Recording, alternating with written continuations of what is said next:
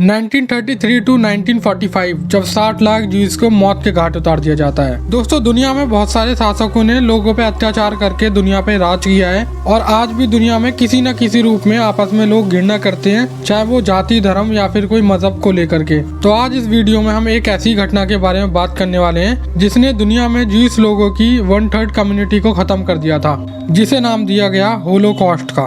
तो दोस्तों, इस वीडियो के अंदर हम जानने की कोशिश करेंगे कि आखिर इतने सारे लोगों के मारने के पीछे क्या वजह थी और इस घटना के पीछे क्या रीजंस थे।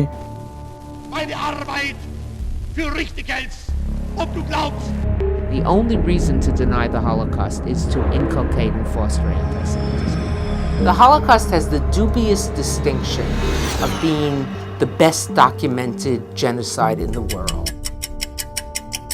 दोस्तों, इस कहानी की शुरुआत होती है 30 जनवरी 1933 में, जब अडॉल्फ हिटलर और नाजी पार्टी जर्मनी की सत्ता में आए। उनकी पार्टी जैसे ही जर्मनी में अपनी सरकार बनाती है, उसके तुरंत बाद हिटलर ज्यूज को निशाना बनाना शुरू कर देता है। हिटलर की पार्टी नाजी ने ज्यूज को डिस्क्रिमिनेट करने के लिए कुछ लॉस बनाए और धीरे धीरे उनका ये उत्पीड़न कट्टरपंथी में बदल गया।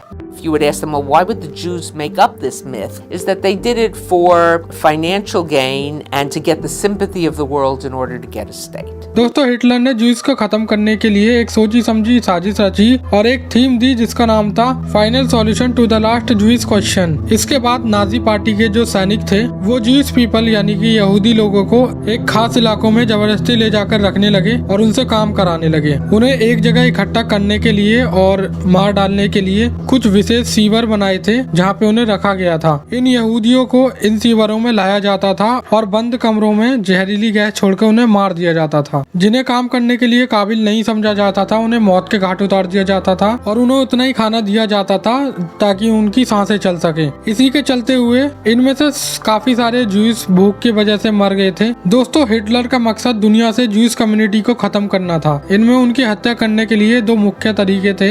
एक था बड़े पैमाने पर गोलीबारी और दूसरा तरीका था जहरीली गैस। दोस्तों, वर्ल्ड वॉर 2 के करीब 6 साल बाद नाजियों ने करीब 60 लाख यहूदियों की हत्या कर दी थी, जिनमें से 15 लाख बच्चे थे। हिटलर ने इस पूरी घटना को बहुत ही स्मार्ट तरीके से अंजाम दिया और एक टाइम पर दुनिया की 1/3 यहूदी की कम्युनिटी खत्म हो गई थी। जहाँ पे भी वो ज्यूज कम्युनिटी को देखता वो गोली मार देते थे, सिर्फ इसलिए कि वो यहूदी हैं। इसी तरह की घटनाओं को चलते हुए इस पूरी घटना को एक नाम दिया गया जिसे होलोकॉस्ट कहते हैं। अब दोस्तों, सवाल ये आता है कि आखिर हिटलर को इन ज्यूज कम्युनिटी से इतनी नफरत क्यों थी, उन्हें ये क्यों मारता था और उनके प्रति हिंसा की भावना क्यों थी उनके मन में। इस सवाल के कई जवाब हैं, जैसे धार्मिक, ऐतिहासिक, दार्शनिक, मौलिक और मार्क्सवादी, और इसके पीछे कई मिथ भी है। दोस्तों, हिटलर और उसकी पार्टी नाजी का मानना था कि 1930 के टाइम पर जर्मन की जनसंख्या के एक बड़े हिस्से में एक ऐसा समाज रहता था जो नफरत, जाति श्रेष्ठता और हिंसा पर आधारित था। वे जिस व्यवस्था से बंधे हुए थे उसकी केंद्रीय धारणा थी कि यहूदी लोग हर चीज का बढ़ावा करते थे जो जर्मनी के खिलाफ था और इसलिए यहूदियों को खत्म कर दिया जाना चाहिए। और धार्मिक कारण में दूसरा सबसे बड़ा कारण था कि नाजी मानते थे कि यहूदियों ने जीसस क्राइस्ट को सूली पर चढ़ाया है। तीसरा रीजन था कि वर्ल्ड वॉर में हिटलर की हार इन यहूदियों की वजह से ही हुई है, इसलिए हिटलर ने इनका अंत करने का सोचा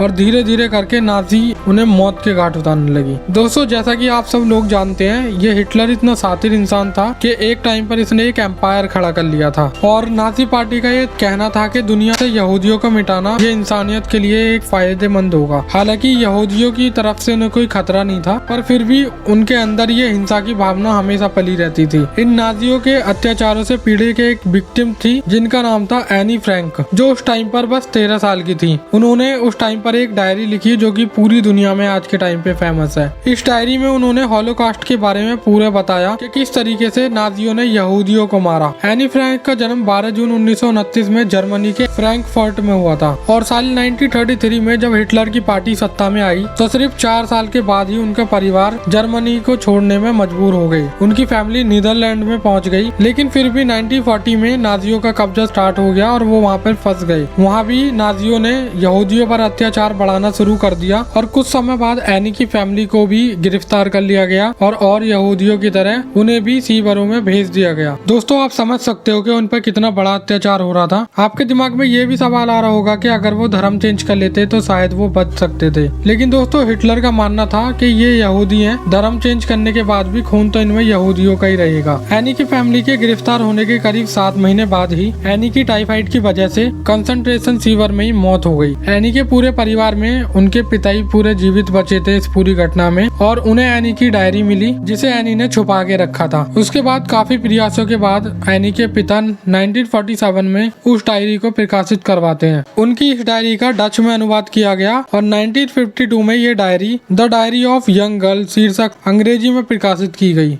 ये डायरी एनी के 13वें जन्मदिन पर मिली थी और इसमें उसने 12 जून 1942 से 1 अगस्त 1944 तक की बीच की घटना उस डायरी में बयां की। दोस्तों आपको बता दें इस डायरी का 67 भाषाओं में अनुवाद हुआ है और ये डायरी दुनिया की सबसे ज्यादा पढ़ी जाने वाली डायरी बनी। यही डायरी कई नाटकों और फिल्मों की बुनियाद बनी और आज भी ये डायरी बहुत ही ज्यादा चर्चित है दुनिया के अंदर। एनी फ्रैंक और उसकी डायरी ये होलोकॉस्ट की घटना में सबसे ज्यादा चर्चित पीड़ितों में से एक थी और उन 10 लाख यहूदी बच्चों में से भी एक थी जिन्होंने होलोकॉस्ट में अपना बचपन, परिवार और जिंदगी से हाथ धोया और इस होलोकॉस्ट का अंत 1945 में जाके हुआ। दोस्तों आप समझ सकते हो कि किसी इंसान के दिमाग में जब कोई हिंसा बच जाती है तो उसे भुलाना बहुत ही मुश्किल होता है। इस टॉपिक पर आपकी क्या राय है कमेंट बॉक्स में बताइएगा। वीडियो देखने के लिए बहुत बहुत धन्यवाद।